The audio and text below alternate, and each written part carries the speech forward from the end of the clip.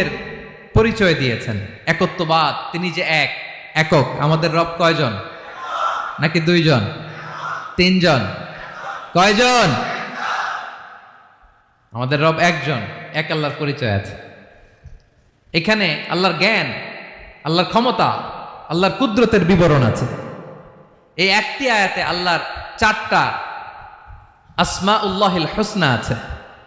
আল্লাহর 4টা সুন্দর সুন্দর নাম, আল হাই, আল কাইয়ুম, সবশেষে আছে আল আলী, আল আযীম। মোট কয়টা? জোরে বলেন। আল হাইয়ুল কাইয়ুম দুটা, আল হাই একটা, আল কাইয়ুম একটা। ওয়ালা ইয়াউদুহু হিফযুহুমা ওয়া হুয়াল আলিয়ুল, একটা আল আলী আর একটা আযীম। তাহলে মোট আল্লাহর কয়টা নাম আছে এখানে? এজন্য এই আয়াতটা কোরআনের সবচাইতে শ্রেষ্ঠতম আয়াত, আয়াতুল কুরসি। এটা আপনারা পড়বেন।